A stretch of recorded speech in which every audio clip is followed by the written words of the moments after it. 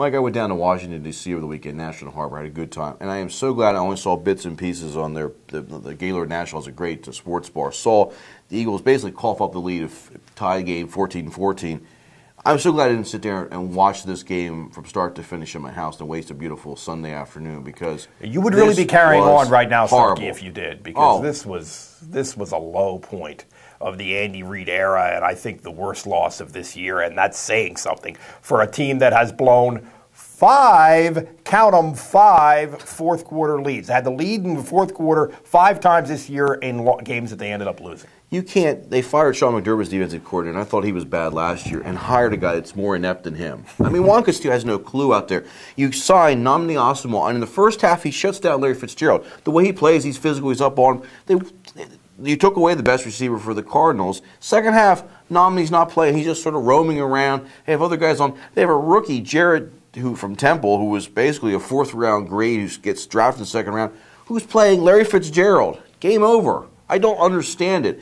But I think if you're ownership, you got to think that the players have tuned out Andy Reid. Deshaun Jackson's missing meetings. It's not the first time.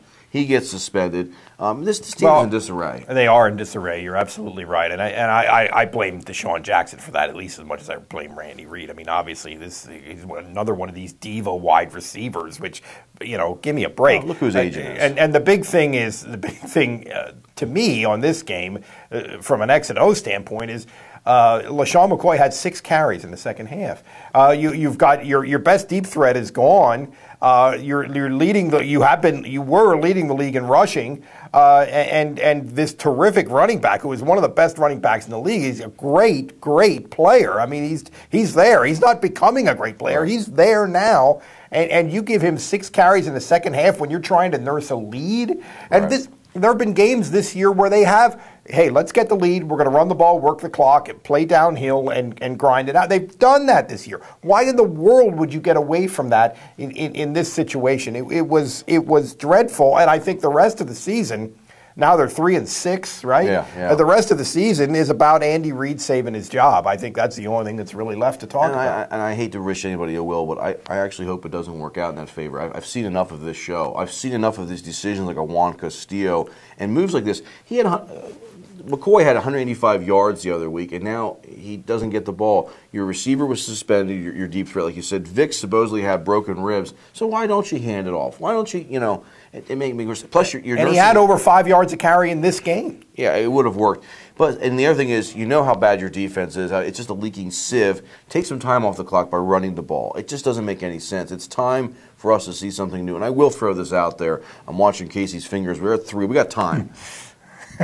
Tony Dungy would be an interesting fit here. Everybody, every job opening, even president. Tony Dungy for president. I got no problem. But here it would be interesting because he's got a relationship with Michael Vick. You wouldn't have to change too much. The offensive line coach was the same coach he had when he was with the Colts in Mudd, and they do run the ball well. So keep Mudd there.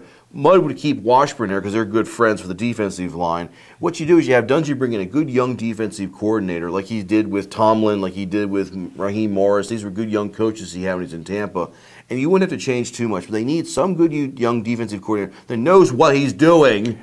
And this team would be great shape. They've got some good skilled players. They have a lot of talent. They have some holes. There's no question about it. But I'm going to go back to before we talk about the next coach, we have to talk about how long Andy Reid is going to be the coach. And I think they probably went into this year thinking, we've made all these changes, coaching changes and personnel changes. The team is kind of in flux. We had this lockout, so we have a short time to prepare. So it was really kind of an ill-conceived, crazy all-in bet kind of thing for this year. But I think they probably thought, with Vic and Reid contractually, let's give them 2 years. But this is so ugly now.